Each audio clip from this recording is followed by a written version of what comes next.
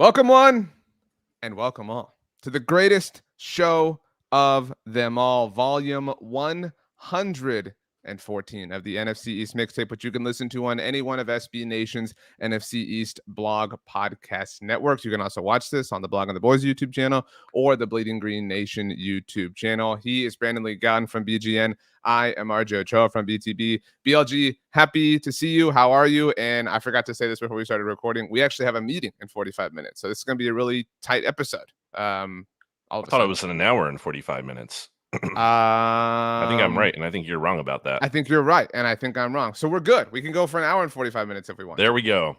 I did have something on my mind. It was about neighbor etiquette. RJ, how do you feel? So for the people who did not see, who are not watching on YouTube, I gave RJ and the people here a wave at the camera, which is prompting this question. How do you feel about neighbor etiquette as a whole, but specifically, like if you see your neighbor, are you gonna wave to them, especially if you're driving by? What's the protocol there?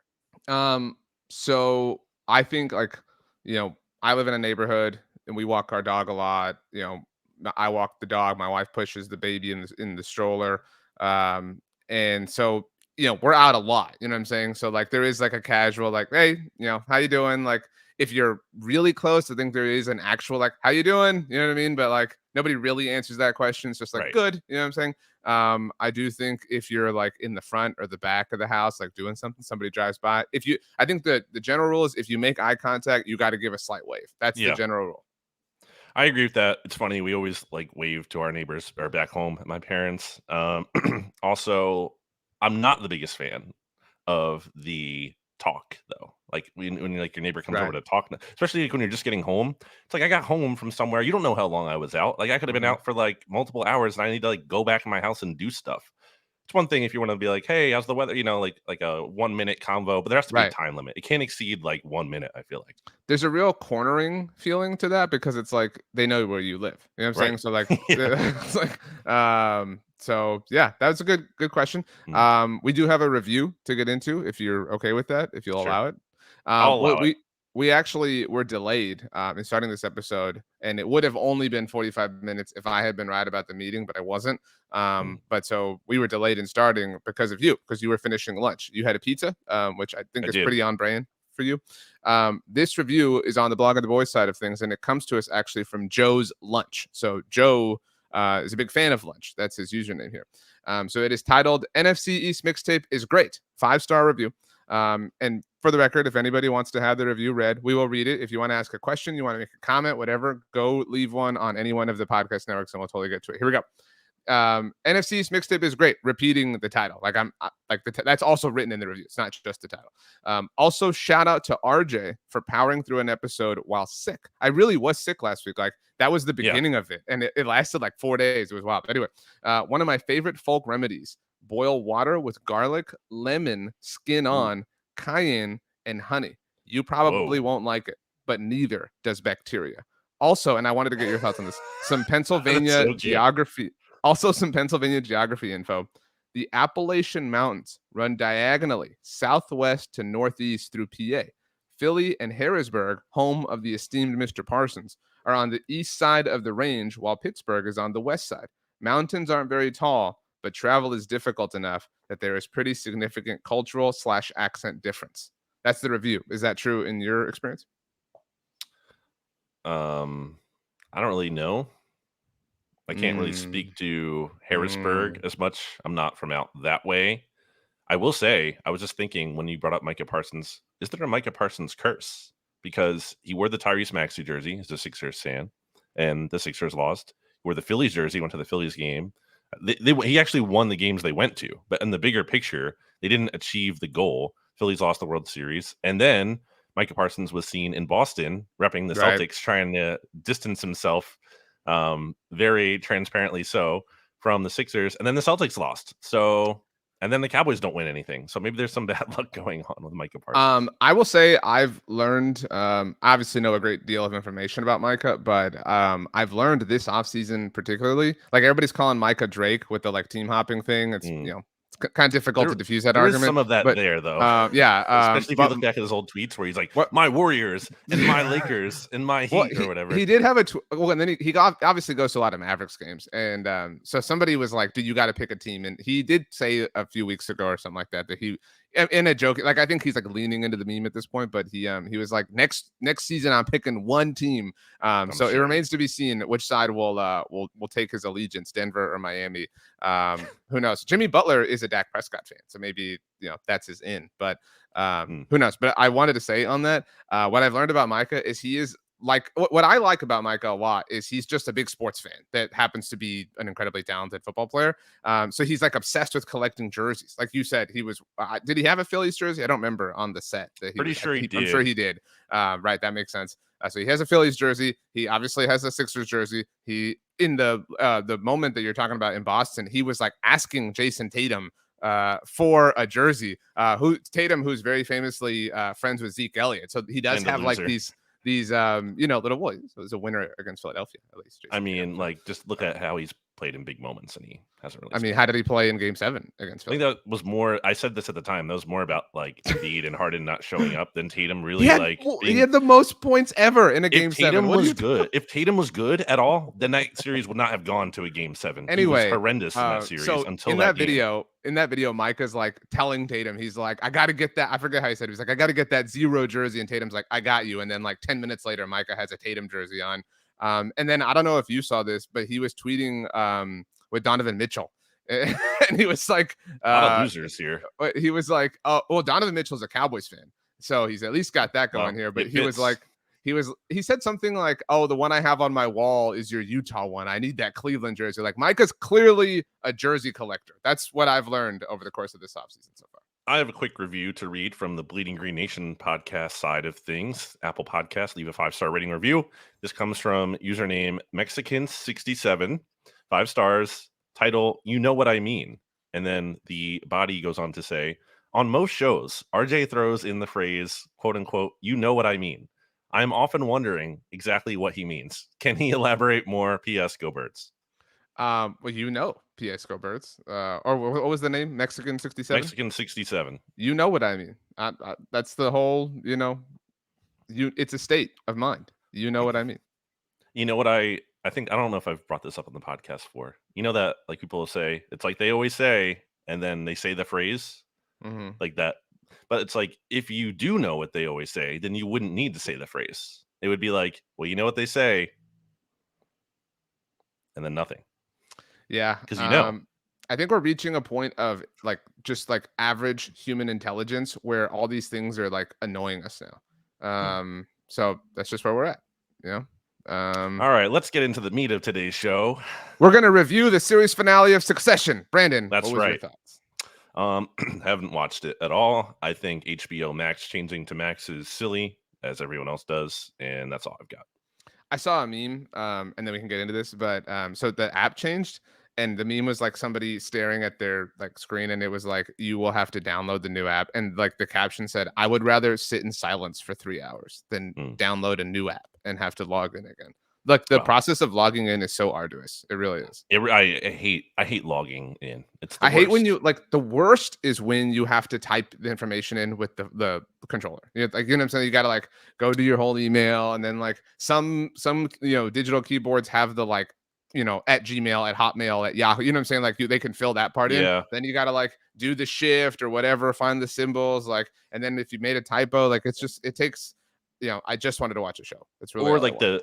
Kind of some stuff we have at Vox, like the 2-factor authentication stuff sometimes where I have to like, so I enter my password and then it's like, oh, now I have to go onto my phone, which, might not be right nearby if it's charging somewhere. And then I have to like pull up the app and pull up the code and type it in quickly because they expire, part of the safety measure. So yeah, we're just complaining about stuff portion of the podcast early. PSA for the PSA for the 2-factor people, because people use it for different things. Sure. I learned this lesson the hard way. I think you remember. I got locked out of my Instagram and Facebook account because I got a new phone, and the authenticator app is not something you like log into. Like the app is tied to your phone. So you have Yeah. to be like, if you're going to get a new phone, be very careful to log into the authenticator or whatever before you erase the old phone. That was my Yeah. mistake. And I we had to get some people involved. Shout out to the, I won't say anonymous, but the ever present Morgan. Morgan's the best. I know someone who works at Meta if you ever need help in the future. So I Mark? guess Is it Mark? yeah, it is. Okay. We are going to keep it NFC East mixtapey here. And this is the bullish episode. That's what the title is. I famously learned what that word meant while on an episode of the NFC East mixtape. Because I thought bullish meant the opposite of bullish. You taught me, Brandon. Thank you so much, my very good friend. That bullish means when you are high on something. So the opposite of how you feel about the new Max app. You are a believer. You see the truth, and the truth is a positive thing here. Basically, Micah Parsons is bullish on every team in the NBA, it feels like. So that being said, we are going to discuss reasons why we are bullish on every team in the NFC East. And that means next week, Brandon, will be bearish. Yeah, which is the opposite, which is what we just But said. we're not going to talk about the Chicago Bears, even though I am bearish on the Or Bears. my dog Bear, who was very loud before we started recording. Yeah, I'm not bearish on Bear either. Good. So, okay. I'm not either. His Bear's birthday actually is Sunday. Happy birthday, pal. Thank you very much. Let him know I said that. I think this is a good launching point. Recently, Bill Barnwell wrote at the Worldwide Leader about, he ranked, I guess is maybe the best way to put it, off seasons, right? Like the best off seasons to the worst, like versus like based on like how they improved or whatever. It was an interesting exercise. 3 teams in the NFC East were in the top 4. So 75% of the top 4 was the NFC East. And it was not the 75% that was a part of the divisional round last year on the NFC side of things. This isn't the order we're going in, obviously, but just to kind of, I guess, set the stage. Number 1 was the Washington Commanders. And, Barnwell even mentioned that this is really about the change in ownership. Yeah, but right? it's true. I saw that at first and I'm like, wait, what? And I was like, oh yeah, duh. That's true. The line that I think is notable here is all of this is about what happened. Oh no, hang on. I glossed past the line. You can make a reasonable case that no team made a more significant move to aid their chances of becoming a Super Bowl contender this offseason than the Commanders did by beginning to extricate themselves from their disastrous ownership group. It truly is the example of the bar is so low. You know what I'm saying? The length in which they have cleared the bar is the biggest because their bar was lower than any team in the NFL. I don't think it's arguable. It just is. Because again, they had with Dan Snyder, it's as simple as we've said many times before. With Dan Snyder, they had 0% chance of ever having sustained success. With any other owner, they have a non-zero chance. So that's automatically a big upgrade. Winning percentage prior to Dan Snyder in basically the Super Bowl era, 58%. With Dan Snyder, 43%. They had 16 playoff wins before Dan Snyder. They have 2 in the Dan Snyder era. No MVPs, no Super Bowl wins, obviously. Not even a single MVP vote. They had 98 MVP votes prior to Dan Snyder. Again, we say this all the time because I know we have some younger listeners. There was a time where Washington was like this bad team, the good bad. It was a difficult thing when your team had to play them. They were a force to be reckoned with, and that hasn't been the case for a long time, obviously. Their ceiling with Dan Snyder was a playoff win, maybe you could have a good year here and there, sure, but you were never going to be able to actually win a championship or again have any kind of sustained run of success. Number 3 on his list. Number 2 was the Miami Dolphins. That was the non-NFC East team. And I do think they are kind of hiding a little bit in plain sight, even though they're at every Heat game. It feels like so. We'll see a lot of them in the coming weeks. But number 3 was the Cowboys. And a big reason why was the acquisitions of Stephon Gilmore and Brandon Cooks. I do want to discuss what he said when we get to the Cowboys, but just laying this out. And number 4 was the Eagles. The Giants were all the way down at 29, which is really insane when you consider that I'm less bearish on Daniel Jones than you and many other people, but that you would be 29th of 32 teams when you handed out a franchise quarterback contract really says something. I was surprised to see them that low. I don't know they've had an amazing offseason, but I don't think they also had a disastrous. Although it all comes down to I guess whether you believe in Daniel Jones or not. Right. But I think that's still a little bit harsh. Then let's start with the Eagles. I don't know that we have a number, but reasons we are bullish on them. Should I go first? I think that makes sense for me to go first. Yeah, I don't know it's about a specific number, but yes, go ahead. Well, they're the reigning NFC champions. They had a billion sacks last year. If there is regression to the mean, they were so far, like they were on one end of the spectrum that regression to the mean would literally be the mean. You know what I'm saying? And so if you're at the mean, you're still, that's pretty like solid stuff. And if you're at the mean and, plus minus things go your way on average, I mean, it works out for you. I mean, I have some reasons to be bearish too, again, just, for next week, we'll which I get to think will those be next interesting. But Jalen Hurts exists, obviously. AJ Brown, Devontae Smith, the draft, all the Georgia stuff, the Alabama stuff, whatever. Like, it is still one of the most talented rosters in the NFL that, while a teeny tiny purge did happen, did not get completely and totally picked apart the way a lot of teams who play in the Super Bowl do. So, I mean, you're returning the nucleus of a very, very, very good team. That is really the main and primary reason for me, but it's a very solid one in my mind. I wrote down 5 different things. They're not all in depth, but just like kind of 5 things that came to mind. So I'll hit those real quick. I think, best quarterback in the NFC. And if at the very worst, like second best quarterback in the NFC. And that applies to our first 2 teams here, obviously, which is a good thing. Like, and it makes the rivalry fun.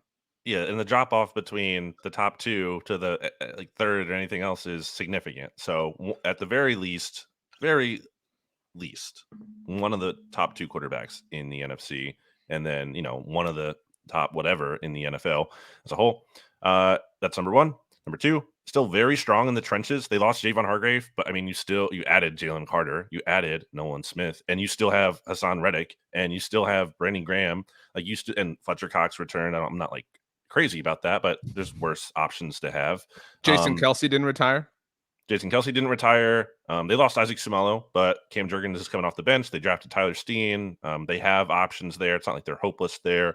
And even if that spot isn't like amazing, you'll still like sign up for the rest of the offensive line, very much so. So they're still strong in the trenches. That's number 2.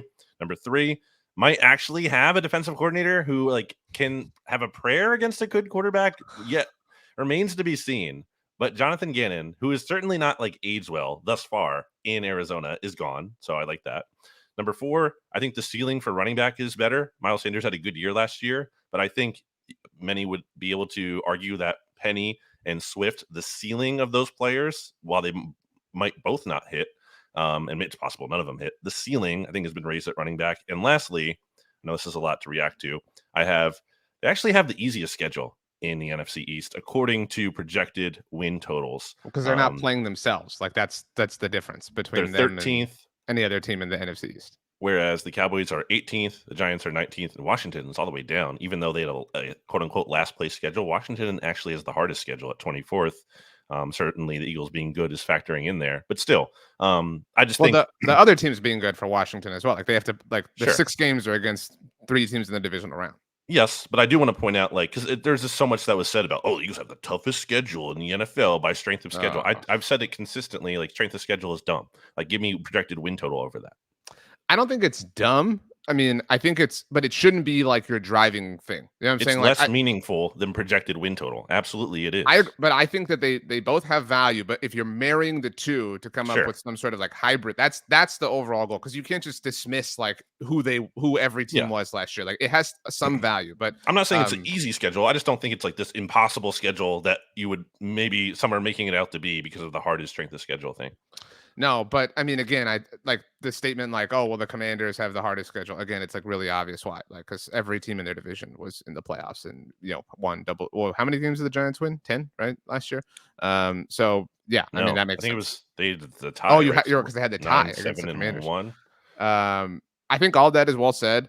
I mean, the quarterback thing is huge. The you didn't mention it, but like on my list was they didn't get destroyed at corner. Like, I feel like that's been, and you correct me if I'm wrong, like as it relates to the Cowboys, like for the last, I don't know, like call it like 7-8 years, it's been this matter of like, how is Amari Cooper, if you're an Eagles fan, like how is Amari Cooper beating us? How is CeeDee Lamb beating us? Like we just do not have the corners to like cover these dudes. And so like if there had been this exodus at that position, I do think there could have been some like regression to those times. And I do think that while there might be some regression for Bradbury and or Darius Slay, like you still have two at the worst, very solid cornerbacks to work with and kind of patrol your defense.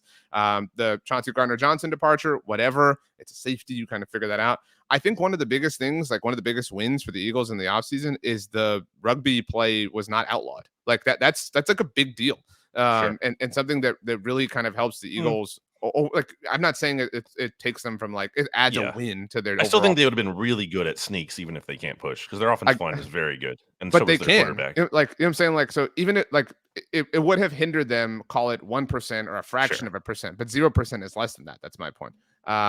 So, and they have an aggressive mindset in a lot of ways, like in a coaching way, in a roster management way. So yeah, I mean, Best like, coach in the division, is that fair to say? no, like, Why? I Who's the don't best think coach that's, in the division? I mean, I would say You it's have to Mike say one. McCarthy. I would say Oh it's my Mike gosh. McCarthy. Okay. Nick Sirianni has been a head coach for 3 seasons, right? And he's been to a Super Bowl, right? Like, I'm not saying he's bad, but like we discount who Mike McCarthy is for a lot of reasons. Like, it's ridiculous to me, like that you would say that Nick Sirianni is better than him at I this mean, point. he But surpassed their projected win total in both of his first seasons. He's okay, overachieved.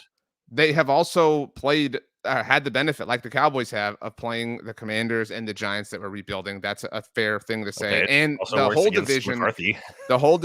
he's lost more to McCarthy than he's won. Nick Sirianni has. So, I mean, that doesn't matter either. So, head-to-head matchups favor McCarthy between the two of them. But anyway, I think that I agree with Wait, you. what? Like 2-1? Well, the 2020 was the first. No, not 2020, but 2021 was a sweep We're for not counting the Dallas. last game in week 18. That's not a real game. They weren't Okay, well trying. then it's still 2-1. Yeah, Like, I mean, but it's so okay. One game. okay, well it's more. Like he's won more head to head, and Okay. it's like, and he's never lost to Nick Sirianni at home, Mike McCarthy. So you're putting So Sirianni second behind McCarthy?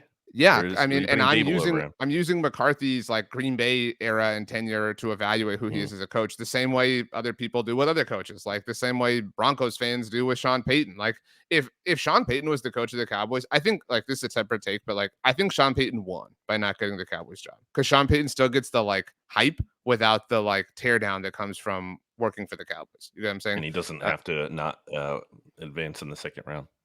Anyway, but yeah, I would go McCarthy, Sirianni, Dable. Well, no, yeah, Rivera. Rivera's just It's been so bad. Like it's hard to defend anything. I felt that way for a long time though, so I'm a little bit biased against Rivera, but I will fully admit that. But this is about the Eagles. I agree that the ceiling with the floor rather, is higher in the running back room. Third year I'd say Devontae Smith. it's higher. I'd say the floor is lower. I think the floor is higher. I think the Mm, ceiling is maybe the same. You know what I mean? mm. But I think the floor is higher. I think Devontae Smith, you got third year wide receiver. That's a common rule of thumb. Like breakout year coming. Like maybe this is the year where Devontae becomes like the dude and AJ's just like an awesome second dude. You know what I mean? So yeah, I mean there are a lot of reasons to believe. Hassan Reddick in another year. I mean, yeah, the infusion of draft talent. Like I think Javon Hargrave being gone isn't like a good thing. Like obviously, like you'd rather have him than not have him, but like if it opens the door for possibilities and development of other players, like that is a good thing. So even the bad things weren't like terrible for this team. Is I guess the point. Yeah, I don't think they lost anyone where they don't have some kind of plan behind them. It's not just like, Mhm. well, what do we do here? And there are teams like that and situations like that they're able to get again, like Jalen Carter or have N'Kobe Dean in house, so he's ready to take over for one of the linebacker spots. You know, those guys are projections. I don't know that they're going to be amazing, but at least you have like something that you can feel optimistic about, as opposed to like again, there are teams with very tenuous situations where you're trying to like string things together with duct tape and glue. Do we have any other bear or bullish reasons? This is still a difficult subject for me, or do we want to move on? We can move on. Are you sure? Yeah. Okay. The Dallas Cowboys. I would like you to go first. I went first for the Eagles, so actually, you Yeah, should go I think first. it's the easiest one is Dak interception regression. He was at a 1.7 interception percentage in the first 6 seasons of his career, and he was at 3.8 last year. So it's a very more than double of what he was in the past, and obviously he'll be healthier in terms of not his hand not being injured. So I definitely think. I mean, that number is just going to come down. So that alone is a really big factor. When it comes down, because like that's just the way like math works, right? Like we're talking like regression to the mean. Like regression to the mean happens in positive ways. But when that number comes down, there will be takes like this like late October, mid November, like what is Dak doing differently? And it's like sometimes there are just outliers. Like Nothing. like it's just life. It's just gravity. I agree with you. I think the low hanging fruit I thought was the Gilmore and Brandon Cooks acquisitions. I have Like, number 2 on my list. I mean, if you compare the aggression of roster building relative to last year. Last year, we killed the Cowboys, maybe you and I, but like we, the collective, for 3 specific things. Do you remember what they were over the offseason? What offensive tackle? Tyron, just counting on Tyron. No real backup plan other than like Josh Ball, maybe. You've gotten. I'll give you credit for that one. That's one. And then Amari, obviously, Right. That's and two. then backup quarterback. No, the third was the way the Randy Gregory thing happened, because there Oh, was the like okay, clause in the contract. sure. So the trading away of Amari, it wasn't just the Tyron thing. Like the reason I gave you credit though was because it was about the tackle position, but Hmm. they cut Lyle Collins and they seemingly had no real Yeah, plan. Now that it worked out and Tyler Smith was amazing, et cetera, et cetera. But I mean, that looked really suspect on paper, and it blew up in their face at the final week of training camp or final week of the preseason before the regular yeah. season started, or it was 2 weeks before, whatever. When Tyron got hurt, and they were really up a creek. And then the Randy Gregory thing, and they drafted like their first 3 picks in the draft were Tyler Smith, Sam Williams, Jalen Tolbert, which directly replaced their tackle need, their pass rusher need, and their wide receiver need. But they didn't draft for need, and it worked out. But again, those things were really dumb. So this is the exact opposite of that, right? Like, okay, we need help at corner. Let's trade for Stephon Gilmore. Let's add that veteran. We're not super comfortable with where we are at wide receiver, which we learned not only throughout the season, but with the T.Y. Hilton and Odell stuff, obviously late in the year. So we're going to trade for Brandon Cooks. Like they have addressed pre-holes, you know what I'm saying, which is a great breath of fresh air. It's something they haven't done in a very long time. One of our writers, Danny Phantom, he verified this as best as he could. So I don't know if this is 100% true, but I believe this is the first time ever that the Cowboys are starting a season with 3 receivers who have eclipsed 1,000 yards in their career. So you got CD, Brandon Cooks, and Michael Gallup. Not that you get a trophy for that, but my point is like they've bought established things instead of like buying things that are unknown and hoping for the best. They have hedged their bet, which has been nice to see. So that's my point on Stephon Gilmore and Brandon Cooks. Yeah, I put the address big positions of weakness, and then I kind of lumped in Mozzie Smith in there too, because that was Mm-hmm. obviously which I do think, which is kind of my criticism or concern or worry about the pick, is that I wonder how much it was just an immediate short term kind of thing with the idea you're just going to fix the run defense with him. And, I think that's a lot of pressure on one player and a rookie alone at that. Not to say you can't help, but just like, I don't know that it's a solution, just that one guy. So, but still, there was a vision in mind. And I think between Cooks, Gilmore, and Mozzie Smith, those guys have the potential to be difference makers for the Cowboys. I would also add reasons to be, or like to the reasons to be bullish list. I have 2. Dan Quinn did not leave, right? Like we Sure. were like, oh man, like definitely happening. It didn't happen last year. It's absolutely going to happen, et cetera, et cetera. So Dan Quinn did not leave. And along those same lines, now Barnwell was not a fan of this in the write up that we mentioned, but a lot of Cowboys fans are. They moved on from Kellen Moore, so that does have a division among Cowboys fans. Like some people, I mean, you know how that is. Like, I don't know that there's like an Eagles fan standing for Jonathan Gannon, but I'm sure No. I'm sure before the Super Bowl, at least, there were some people who maybe a small sector who were like, he's better than we think. And then obviously he lost everyone then. But you know how that can be, right? Like some people are like, he stinks. Some people are like, no, he's really great. Like whatever, whatever, whatever. So depending on who you ask, that's another reason. Yeah, well, I'll get to Brian Schottenheimer and Mike McCarthy in the Bearish episode. For Oh, we're doing now, a lot of teasing. well, that's next week's episode. For this week's episode, I have Eagles take a step back. This is the Cowboys section, so I think I can be bearish on the Eagles a little bit in this section. Oh, interesting. Baking in. Okay. Well, with the context that it's like said every episode, no repeat winner since Right. 2004. So that's obviously, it's not even just about the Eagles; it's about the That division as a lends to the whole. Cowboys' advantage, you're saying. Yeah, Right. it's like it's absolutely relevant because it's not something you can. I know it's like a trivia thing and not necessarily predictive, but it's just true though. It's like, how could you possibly go into the season being like, yes, the Eagles are definitely going to win the division? Like, no, you can't say that. You can't just say they're definitely going to do it. Again, it's really hard to do. I think so. This is Super Bowl 58, right? This year. Yep. So like we're going on 19 years, right? If the Eagles don't win the division in this year in 2023, it will be 19 years in a row that a singular team has not repeated as an NFC East champion, right? Because the last time was 2004, so it was 19 years ago. And so I guess it's been 19 years, but whatever.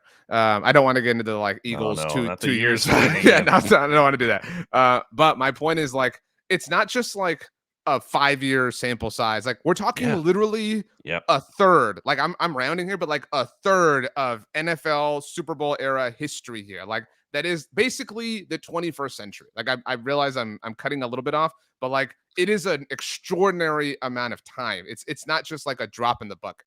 It's also like indicative of volatility in the NFL. That's how the NFL is. They're just like, you have good years, you have bad years. Sometimes they're really hard to predict. It's not as simple as you just win the division year in and year out, unless you're like the Chiefs. But again, that's not the norm. That is more so the exception. I agree. Like there's the unicorn that comes along every once in a while. The Patriots are like the unicorn of unicorns. The Chiefs are like a baby unicorn at this point. But I agree. Other reason I would add to be bullish, Michael Gallup had the torn ACL season last year. There's many people who say, again, it depends on like what you want to believe. A lot of, medical experts and injury experts say like it takes you a full year, you know what I mean, to recover. And he was very clearly not himself. I don't think that's like, up for debate last year. So there would be hope that there would be regression in that sense, regression to who he used to be prior to the injury, which occurred, I don't know if you recall, in January of 2022. So you've got that working out in your favor. And I don't like, being mean like this. You have less of a problem with it than I do, but Zeke is gone, right? Like Zeke hindered the offense to a large degree. That's not to say he didn't have his value, didn't have his place, didn't have his worth, but he did hinder the offense in a lot of ways. And so kind of like if you're somebody who believes Kellen Moore's departure is a good thing for the offense, Zeke's departure is a good thing in a number of different ways as well.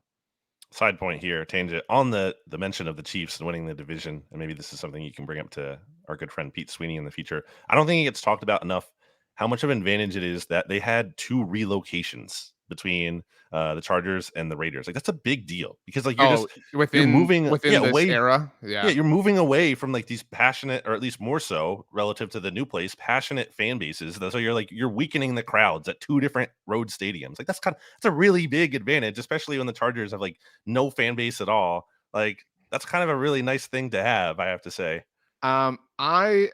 I reached a point where I like had a little bit of a bitterness towards the Chiefs, like I think everybody did, and you have one now for this has nothing reasons. to do with the Super Bowl. No. I was not like I'm saying like the Chiefs won the Super Bowl. Like you good for them. remember you and I in stats talking about this. Like we all had a little bit of like Chiefs attrition, again prior to the Super Bowl, and then I do think that they kind of broke through all that, but like. So I would have argued this a lot back then, but like there is some merit to that.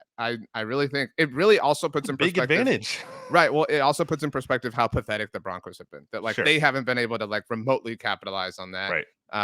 But I actually brought this up to Pete. He didn't know Andy Reid has won. I don't know if you heard this. He's won as many, like they've won as many division titles in the Andy Reid era as they had all time before he arrived. That's insane. But to your point, that's also capitalizing on the weakness around you.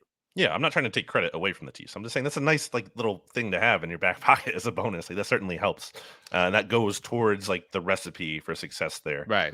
So there you go. Michael Gallup coming back, Micah Parsons in year 3, the team having you can go bullish and bearish on certain subjects, I think, which we'll find out next week, obviously. Whatever Dan Quinn or Micah are going to say publicly or not, the like seemingly full-time commitment to Micah Parsons as a pass rusher is a good thing. I would also add they did not lose Leighton Vander Esch and Donovan Wilson, kind of like we talked about Darius Slay and James Bradbury for the Eagles. Like those were departures we were really worried about on the Cowboys side of things. And the fact like that's why like when that happened in free agency, we were almost all kind of like, we're good. And then they traded for Stephon Gilmore and it was like, holy crap. And then they traded for Brandon Cooks and it was like, this is nirvana. So retaining both Vander Esch and Donovan Wilson was a big thing. That's all I had. Well, then let's take a break and hear a word from our sponsors. Welcome back. While we were gone, Brandon, you gave me some some positive words that I have needed. Do you remember why? Positive words that you needed. I think I said that phrase that I mentioned earlier. You know what they always say? Well, I'm actually really nervous because Why? I don't know if I told you this. The weekend of the draft, the Friday night after Friday night of the draft, we had this massive rainstorm here. And I don't need to get into the specifics, but the storm damaged part of my pit boss, my smoker, my pellet grill. And so I had to get a part replaced. And Mm. it has been a big thing. They've been really great, the customer service team, but like it got lost and they had to send a second one. So it's supposed to arrive actually like right after I get done recording with you. And there's some installation involved. And they did send me the instructions, and I'm so, because it's been since the draft, like I'm so like anxious for food off of it. You know what I'm saying? But I'm really nervous that I'm not going to be able to install it properly. And I told you that during the break, and you said, "You got it, man. I believe in you. I love That you." sounds Those were like your me. exact That words. sounds exactly like how I talk. So I think the listeners believe it too. The New York good once again at football Giants. One of us has got to go first on the Giants. One of us has got to go first on the Commanders. Because I'm a good friend, I'll let you pick which one you want. Well, I went first last time, so why don't you go first this time? Again, there's some, you know, glass half full, glass half empty perspective here, but they kept Daniel Jones. And I do think that that is a reason to be bullish, because had he left, what would they have done? I'm actually seriously asking you that. Like, what would they have? Jimmy Garoppolo would have been the plan with his like weird contract. You know what I mean? That was the talk of the weekend. You know what I mean? Like, what would have been the like Could have what made a play for Lamar, but not like a guarantee because that of wouldn't have the happened in all likelihood. You know what I mean? Like, would they have like traded for Russell Wilson? You know what I mean? Like, would it have been Derek Carr? You know what I mean? Like, none of those things, like, plus the cost involved, would have been worth it in my mind. So they were able to keep Daniel Jones. They were able, or they did not pay Saquon. That's a big positive for me as far as like being bullish on them overall. They added weapons. They traded for Darren Waller. They drafted Jalen Hyatt. They signed Paris Campbell. Like, they have a fully competent, like when they huddle up, it's a group of competent NFL players. I cannot say that that has been the case for a long time. And they will have stronger development from some of their significant contributors. You've mentioned Evan Neal a bunch of times. Kayvon Thibodeau, who we've talked about in different ways, like from just a football perspective, will be an absolutely better player next season. I was a big fan of the Bobby Okereke signing. I know that you were not, but still, I mean, like, and they have not made any panic moves. Like, Adoree Jackson kind of wants out. They're like, okay, dude, well, you can play one final season with us, and then we'll move on. Like, they're becoming a shrewd football operation, which is a good thing to see. I put three different things. Number one is Daniel Jones has his best supporting situation ever, right? It has Are to you all be. right? You sick like Yeah. I was? Sorry. No, a froggy throat, if you will. They added Darren Waller. I like Jalen Hyatt a lot as a dynamic weapon. Excuse me. People Here, why people don't you thought rip for he'd a little bit? be, just to buy you some time to clear your throat. People thought Jalen Hyatt would be the like number one receiver draft. Like, if you had asked somebody in the middle of November, you know what I mean? Like, they would have been like, I remember like people would talk like, oh, maybe Jalen Hyatt will make it to the Cowboys. They're like, there's no way. You know what I Right. mean? And I know a lot of things happen, but still, like, that player is still there. Yeah. And again, I don't know about Jalen Hyatt volume wide receiver, but I do absolutely believe in Jalen Hyatt, like Deshaun Jackson Mm-hmm. element where he's just like this problematic deep threat that everyone has to deal with. And whether that's him actually making big plays or opening things up underneath for the Giants, which they had a lot of success underneath with Daniel Jones and kind of limiting the turnovers like we talked about. Yeah, I definitely think this is the best supporting cast. You'd already touched on it with Evan Neal, who we talked about last week in our what was that step I don't remember. I leap blacked out because I forward or was sick. step back. Yeah. Oh yeah. Uh, so there's that. And I also think that I think Dable has a case for second best head coach in the division. Obviously, we Oh disagree my on that, but god. well, He's all right. better than Nick Sirianni is the You can case, right? disagree about that, but you can't disagree. Like, he had a good season last year. He seems like he's a good coach. Seems like he knows what he's doing. And the coaching staff continuity. They didn't really lose anyone when there was, talk that they could lose Wink Martindale. You interviewed for at least one job. Mike Kafka interviewed for multiple jobs. And I point to the Eagles from last year with this. The Eagles didn't lose like any other coaching. They didn't even touch their coaching staff, basically, going from 21 to 2022. And that doesn't mean the Giants are going to have the same level of success. But I do think there can be value in continuity. So they have that going for them. And the last thing I wrote down is what you already touched on as well with Thibodeau. I think he could be like, one of these second-year players who could make a big jump. To your coaching point, if we look at the 3 playoff teams, which again excludes the Commanders, obviously, they're the only one who didn't see any coaching change. Now, granted, the Cowboys change was purposeful, right, in moving on from Kellen Moore, and the Eagles was opportunity based on the head coaching opportunities for Shane Steichen and Jonathan Gannon. But they didn't lose. I mean, and that's sometimes the weird. It's almost like, I mean, it's like when teams tank, right? It's like if you can't win the Super Bowl, you want to, you want the better opportunities, you wanted the higher draft pick, whatever. So like if you can't win the Super Bowl, you want your coordinators to return in this weird hypothetical. But that worked out for them. I think the Dable thing is also like a reason to be bullish on them. Like year 2, like if that was year 1, like what happens when he has a full year, like, and he doesn't, they don't have all this going on.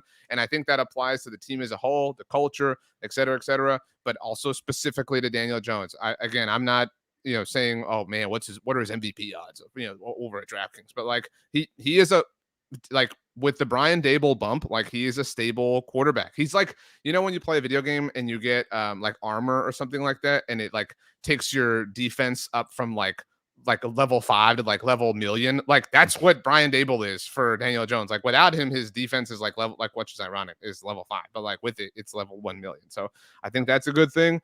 And again, I mean, they have not. What is the stupid thing they've done? I know some people would say paying Daniel Jones, but like they didn't bring Odell in. They didn't, pay Saquon. Like they have graduated from those sorts of things. I mean, think about it. Like they have become like, so Joe Shane deserves a lot of credit too here. Now I know you know and agree with that, but it's not just Brian Dable. I think there could be something to the Giants believing in themselves, actually, too. They're not coming into the season like, oh, we're the Giants. We're literally last season, as we talked about many times too. Them and the Jets entered the league as the 2 worst teams in the league since 2017. So you kind of have that stench, and there has to be some kind of human psychology stuff going on there where like we lose a lot. That's what we do, and it stinks, but like this is kind of who we are. But now they actually had a season like, okay, we made some progress. We actually believe we can win some of these games, and that doesn't like supersede everything. You have to be talented. You can't just have belief, but I think belief is part of the equation, and I think they might have more of that now than they ever had. So I think, again, if you're looking for optimistic cases, is that they come into the season feeling like, hey, we can make some noise. It's not about like, hey, is this going to work? Are we still losers? It's like, no, we're like a decent team. I agree with your human psychology point. Also, from the perspective of like, obviously you're coming off of not just a playoff season, but a playoff win. I mean, like all those things help and boost your, kind of vibe.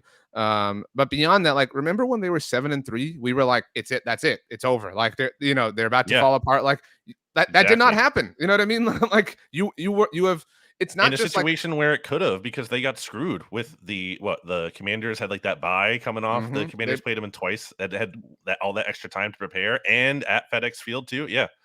And so like it's not just a matter of like we believe we're not that anymore. It's like, no, we literally proved that we're not that anymore. And so it's like I think of like, I don't know, like things all the time. It's like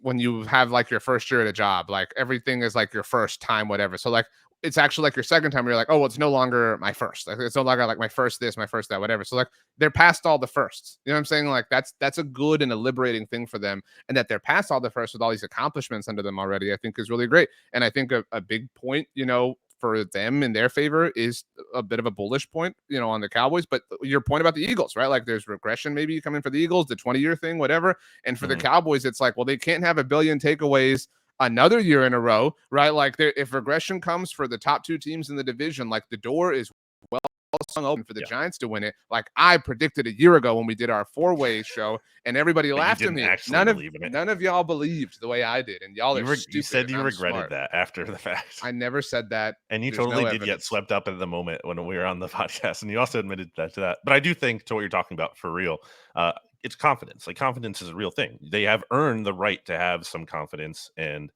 it might serve them not at all. Like again, it's not. There's a lot of things that have to fall into place, but it could be meaningful. I do think it could be of value. And I think the Jets are like, I know we're not talking about the AFC East, but like I think they're a good team, and I think they'll be better obviously this year. But like the 2 New York teams, or the New York title teams, they have 2 different types of confidence to me. Like you said it, like the Giants' confidence is completely earned. You know what I'm saying? The Jets' confidence is completely and totally just like hope. Like, you know what I'm saying? Like you don't have the career accomplishments of Aaron Rodgers. Like just because he wears your uniform now and is like on your team, like you're not the same as the Giants. The Jets aren't. Like, you have to prove that first, and then Brandon and RJ will respect you at least. So All right, let's move on to the Commanders. If you're done with the Giants, set the table. You can do this. I believe in you. I mean, obviously, we already, like, Snyder being gone, we already covered that, so I'm not going to say that. It's very obvious. I can say that really quickly. Unlike every other NFC East team, I wrote here, I have 4 things for the Commanders. Number 1 is, unlike every other NFC East team, not facing the pressure of expectation, because there's a lot of pressure on the other teams. The Eagles coming off the Super Bowl, Cowboys like having to get over the hump and being right there and kind of maybe being perceived as the favorites because of the lack of repeat winner. And then the Giants having gone from being bad to being good. If there's any kind of struggle, it's going to be like, oh no, same old Giants. So with the Commanders, they're kind of just, I mean, that's kind of the luxury of people thinking you're bad, is that there aren't a lot of expectations. So you kind of aren't facing that. Obviously, Rivera is facing pressure in terms of being a lame duck coach or whatever, or kind of on closer to his way out. But as a whole, like, if the Commanders are bad, it's not going to be people are shocked. So I think there is something to that in terms of playing loose and feeling like, hey, no one gave us a shot. We can sneak up on people. Whereas other teams in this division, I think, have more of a target on them. And it's like, oh, we have to bring our A game because we're playing these teams that made the playoffs last year, where it's like, oh, the Commanders, like, we can take them for granted. That'll be an easy game. So I do think they have that in their favor. I think that's really fair to say. They're kind of like the youngest sibling in a family where everybody has struggled, right? And so it's kind of like, well, you know, whatever. Like, you know what I mean? The bar is low. Like, nobody can really do anything, whatever. Like, just kind of hang on. I think is maybe the best way to put it. They're going to be underestimated. Right. And I mean, like the same point you made about the Cowboys, about the Giants. I mean, that we brought up, or the same point you made when we talked about the Cowboys, and then I brought up when we talked about the Giants, is true here, right? The attrition to the entire division. Like, you're not going to be in a division that has 3 playoff teams again, in all likelihood, right? Like, especially this one, right? That we talked about the 2004 thing. My biggest one, like, outside of the Snyder thing, is this was a very good football team. Like, in like relative to context. Like, do you remember what their highest, like, let's say highest, but like their like highest point was, like, when we were talking about them, like the whole division potentially making it, what their record was? No. They were 7-5.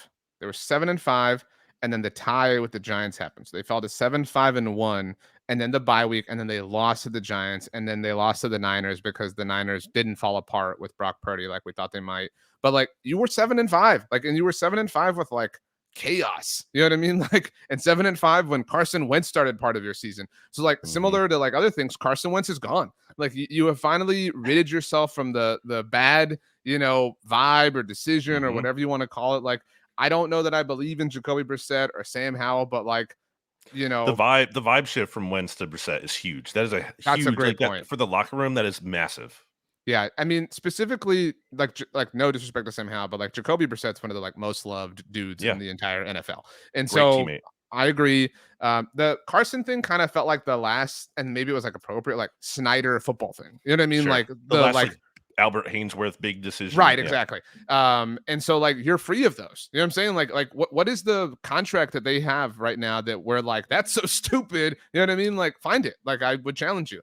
You know what I mean? They really don't have one. I mean, it's, and who was it? Deron Payne who they tagged, right? Not Jonathan Allen. Yeah. So they tagged and they got the deal done. You know what I mean? Like, so you got the deal done despite all of that. You know what I mean? Like, you don't have these weird kind of things hanging out. Terry McLaurin is under contract. Like, you have, the Chase Young thing didn't work out, but you know what? They acknowledged that, right? Like, they didn't hold on. They didn't pick up the 5th-year option. They're no longer living in fantasy land as a football team. Like, that's one part of who this organization is, obviously. So like, all these things point positively for me. Like, and I don't believe in the head coach, but if you want to, take this as a positive thing, like, it's maybe his last year, right? Like, so like, you're maybe almost done with that part of the ride. And I bet you Commander fans listening to this are like, I can't believe you already haven't mentioned this, which is probably the number one biggest reason for optimism, is Eric Bieniemy. Maybe he is really as good as advertised. I kind of have questions because of how no one has like ultimately kind of wanted him, and that at the time of the Commanders hiring him, I said, like, I think this isn't like necessarily the best signal. Like, he's ending up here of all places. I don't like that. No, that's the best development for Eric Bieniemy's actual stock and outlook. But there's a chance that everyone is right and he does deserve a head coaching job and maybe gets it in Washington. We'll see, depending on how things go. But maybe he is the real deal. I think it's fair to say that the offense wasn't really going places with Scott Turner. So, this has the potential to be a big upgrade. I don't know that Sam Howell could be anything, but I'll put a non-zero chance that he could be something. I mean, he was like a legitimate prospect. Obviously, he didn't finish strong at North Carolina, but at one time he was it's not just this guy out of nowhere. At one point, people thought he'd be a first-round pick in 2022, right. And so that obviously didn't happen. There might be something to work with there. I think that's fair to say. I wouldn't bank on that, but it's not like you're drafting, the Eagles drafted Clayton Thorson or or Will Greer, these kind of just it's whatever. That guy's clearly not going to be anything. So I thought Sam Howell was a great value when they drafted him. I thought they got him lower than I thought he would have gone. So I definitely think that's a fair point. And the last thing I'll say here. Defense is talented. If Emmanuel Forbes works out, which I think is a big if, consider he's 166 pounds, it's a good secondary. And I think it's hard to say if Chase Young works out because of that the signal does not seem good on him coming off an injury and everything. But I guess there's a path where he is healthy and he looks great. So the larger point being, they still have a lot of talent on the defensive side of the ball. And for as much as I think Jack Del Rio there's some big question marks there. He's certainly at the very least been able to produce good defenses. I actually have a question because I don't know that I can think of an example. Do you know, or can you name a time where a first-round player did not have their fifth-year option picked up and then played through their rookie contract, obviously, and then signed with a different team and the original team received a compensatory pick? Can you think of an example of that? I think that's going to happen with Andre Dillard. You get what I'm saying? You get the prompt I'm describing. Yeah, it's not likely, but I think that is going to happen with Dillard. Well, the fact that it's Andre Dillard makes what I'm about to say sound jaded, but it's not. I don't think that should be allowed. If you decline the fifth-year option, you're saying we don't, we're good. You know what I'm saying? We don't believe in a player. So if you, and if you re-sign the player though, because some players this happened with Leighton Vander Esch, they declined his fifth-year option and they brought him back on a 1-year deal. If he had left, I think you should be eligible to get the compensatory pick then, but you shouldn't if you decline the fifth-year option, because by your own admission, you're saying that this player kind of stinks. The NFL did get rid of a couple of years ago the option thing. I think it used to be, if I'm not mistaken, you could decline not just the fifth-year option, not just other options, other contract, and but then I changed that, I believe. But I think it's still in place with the. I think the spirit of what I'm saying makes sense though, because why should the Commanders in this case be allowed to reap a potential benefit of Chase Young playing well and leaving and getting paid when they're saying right now we don't believe in him? Yeah, I guess. Yeah.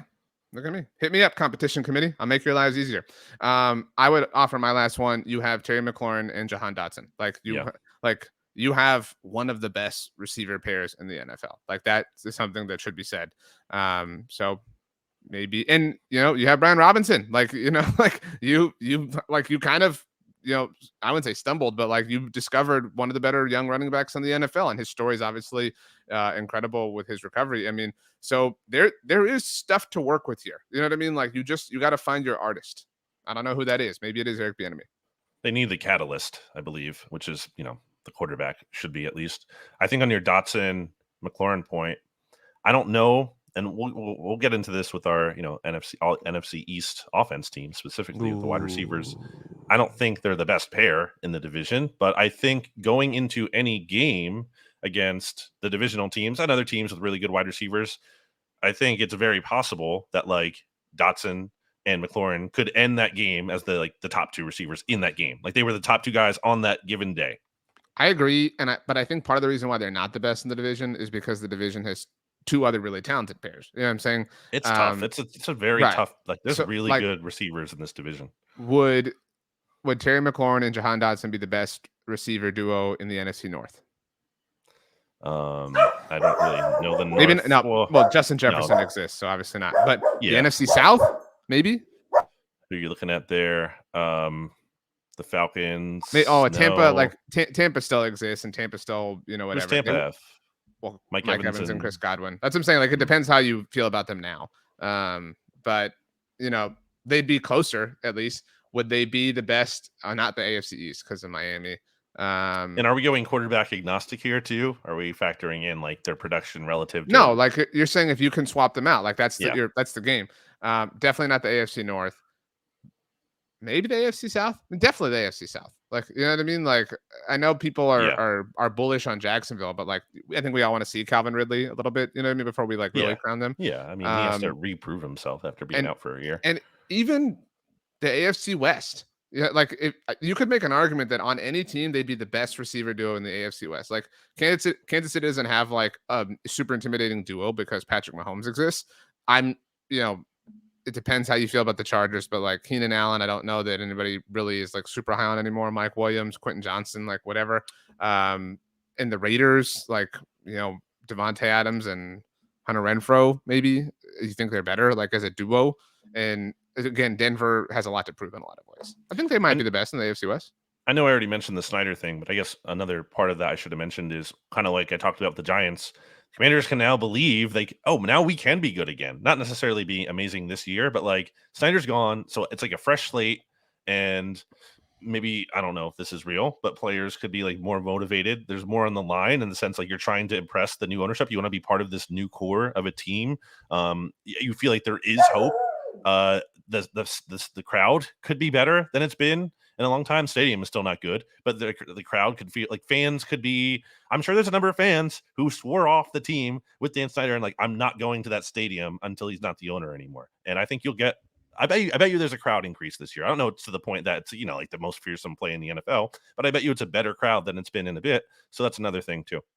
I would also offer last thing, like I'm back to my first year point. Like it's no longer the first everything is the Commanders. And I know that there's some like question about that, but like for now at least, you know what I mean? Well, like for now, because it might change again. For now, they should change it again. Get rid of the. Come on. I think. Well, if you're like I said this, recently here, but like I think Josh Harris, if he's paying $6 billion, should be allowed to name the team that he wants. Why does he? Yeah, why does he? Unless he just loves that name. Yeah, why would he keep? Yeah, it? like if in this particularly unique situation, he should be allowed to name it what he wants. So sure. But he might have to. Even if he doesn't want. What if he named it the Sixers? Would you be bothered? I mean, that doesn't make any sense.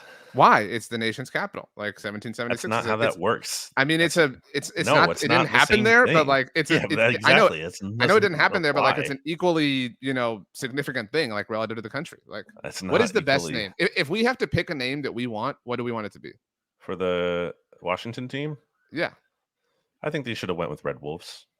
Red Wolves would be cool. I would feel less dumb saying Red Wolves than I feel saying Commanders. Or just the Wolves. Why not just the Wolves? I'm fine with that. You know what I'm saying? Like I also that's almost too cool. I almost don't want them to do that because of how good that would be for them. But I liked the Red Wolves idea because they could include the logo with the R. You know what I'm saying? Like if you can have some connection to the history. Maybe they need a distance from that though. I think is the thing. I mean, I get that. And I get they cut the colors, but like this isn't like the Jaguars or the Panthers. Like there is a storied football history here that like that the name Commanders doesn't really acknowledge or whatever. What about the Wolverines? The Washington Wolverines. Super fan of that as well. I mean, miss me. I know there's people that are like, I liked the football team. No, it was dumb. I didn't.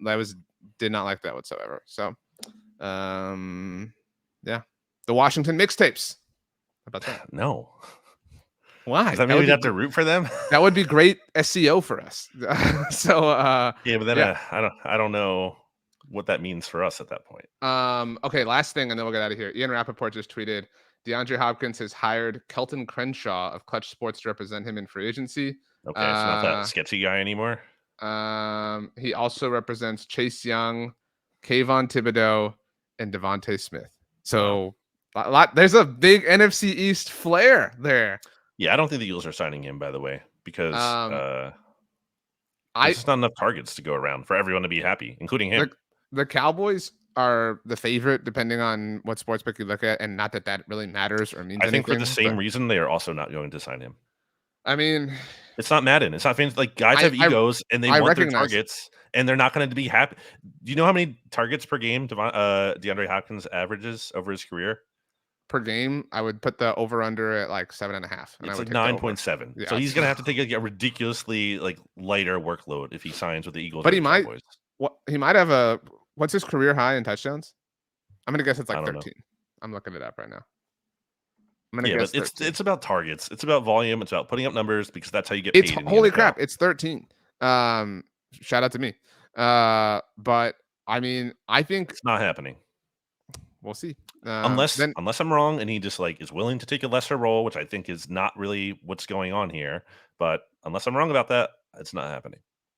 For if he either team, to be clear. I'm not like trying to say, oh, it's not only happening for the Cowboys. It's not if he happening for the signs with Eagles the or the Cowboys or Cowboys. Eagles, and like I know people would make this argument about And the either team Giants to should sign him.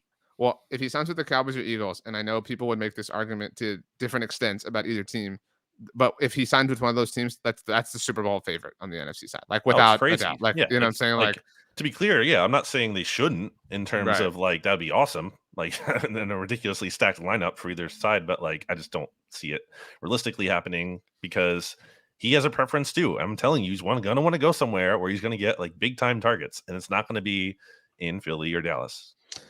It's gonna be something like super random. It's gonna just feel boring. Like the I don't know. Like the Lions would be Cardinals. fun. The Cardinals were that team. Like I remember vividly recording with Pete, and then JJ Watt tweeted out the photo of himself working out with the Cardinals shirt, and we were like, the Cardinals. Like it was Yeah. so like flat and boring and whatever. How So about Jimmy Kemsky talked about this on the NFC East mixtape? How about like a lot of we people are did the like NFC's mixtape. Jimmy Zach? Kempsky's never been on the NFC's Sorry, mixtape. BGN Radio. That's a sore subject for a lot of people that he's never been on the NFC's mixtape. I know.